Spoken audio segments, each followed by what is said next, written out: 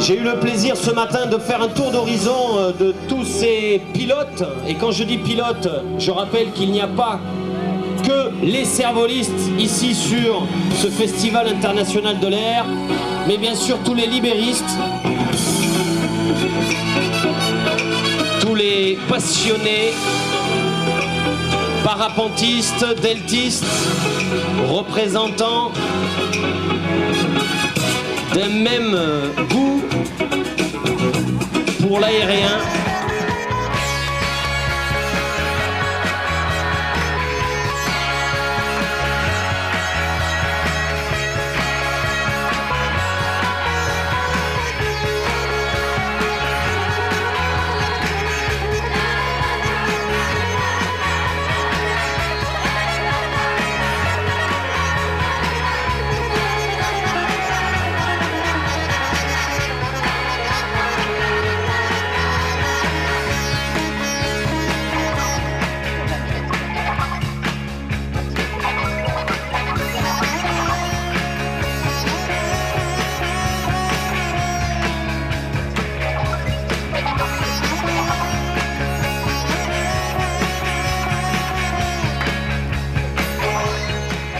Le delta est apparenté au cerf-volant. Les premiers hommes qui ont volé sous des deltas, dans la légende, c'était peut-être en Chine sous des très très grands cerfs-volants, probablement en captif. Et puis sinon, ça a commencé plus près de nous dans les années 60. Une bande d'Australiens et d'Américains qui faisaient des démonstrations sous des cerfs-volants et sur des skis nautiques tractés derrière des bateaux. Et puis petit à petit, les formes ont évolué et puis la forme du delta, donc inventée par Francis Rogallo, s'est imposée. Il y a une filiation assez directe entre le cerf-volant et le delta.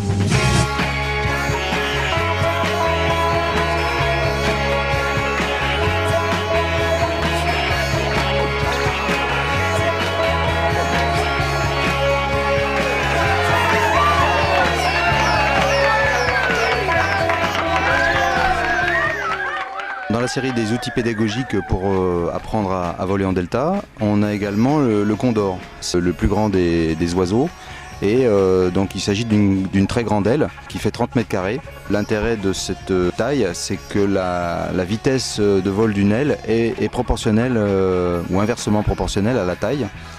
La vitesse de décrochage est de 30 km/h pour une surface d'environ 14 mètres carrés. Et le Condor, lui, fait 30 mètres carrés, ce qui lui permet de ralentir à peu près 20 km/h. On ralentit de 10 km/h la vitesse de décrochage. Et ça permet en fait de se mettre en vol pour peu qu'il y ait un tout petit peu de vent, avec très très peu d'impulsion.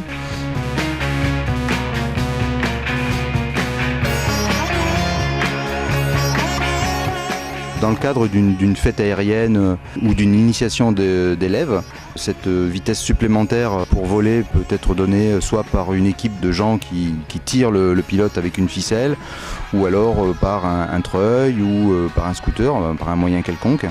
Et cet outil va permettre de donner finalement les sensations du vol à tout un chacun. C'est très physique, c'est immédiat. En quelques pas, aidé par l'attraction donc des aides, eh bien, la personne du public va pouvoir se sentir tout de suite portée par cette machine et voler, littéralement voler. Elle décolle les pieds du sol et puis on va la faire glisser à 1 mètre du sol à peu près et sur une quinzaine de mètres ou 30 mètres ou plus suivant l'énergie dont on dispose. C'est vraiment l'accès à la magie du vol. Le pilote dans ce cas-là reste debout puisqu'on reste très près du sol. Donc il n'a pas encore l'accès à la position spécifique du delta, la position allongée. Mais déjà, il y a la découverte de la sensation de vol. Tous ceux qui essayent ressortent avec un sourire qui remonte jusqu'aux oreilles.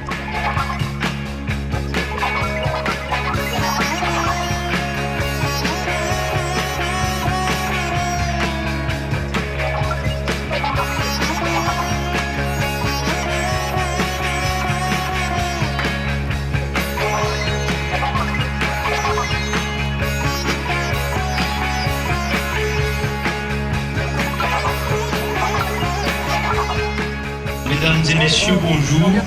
Le Comité national du Delta, le club de vol libre Les Ailes du Loup sont heureux de vous présenter ici le Condor, une aile d'animation, une aile qui permet de connaître un peu les sensations de vol libre et la découverte de l'aile Delta. Qu'est-ce que l'aile Delta? C'est un gros cerf-volant sur lequel on s'accroche et qui permet de piloter et de voler libre comme vous. Vous pouvez les encourager de vos mains. Et bien on y va pour cet envol.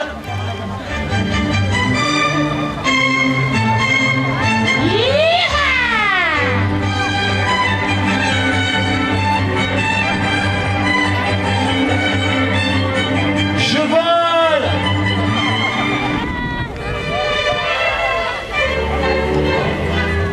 Applaudissements, mesdames, messieurs, pour cette démonstration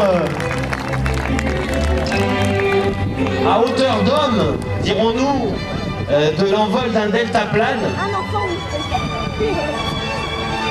Ils sont, je vous l'ai dit, aussi de la famille, cette grande famille de l'air du vent, cette famille du vol libre.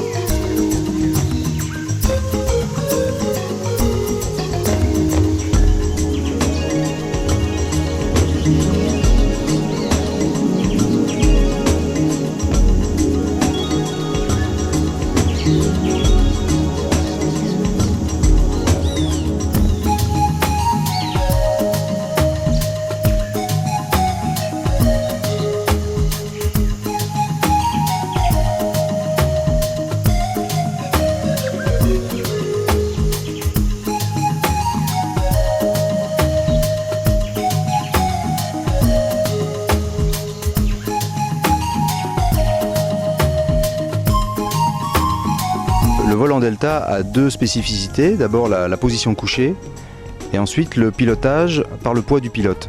Dans les dernières années, il y a des outils pédagogiques qui ont été développés et expérimentés et qui permettent en fait en quelques minutes d'apprendre ce pilotage qui est quasi instinctif. Donc on a le simulateur. C'est un outil qui a été expérimenté par le Comité national Delta. Le simulateur en fait recrée la position de vol sans l'aile. Donc on est dans un harnais de vol allongé, dans la position du vol normal, avec le trapèze avec lequel on va diriger l'aile, pendu sous un portique. Et puis devant, on a un écran de télévision avec un petit jeu qui est asservi au déplacement du pilote. Les déplacements du pilote reproduisent les mouvements en l'air et vont faire évoluer le pilote en fait dans le jeu, dans l'image qui se déplace sur l'écran de télévision. L'inclinaison du trapèze va recréer également l'évolution des attitudes de l'aile dans ce paysage, donc permet de recréer des prises de vitesse, des virages, etc. Cet outil a deux fonctions principales.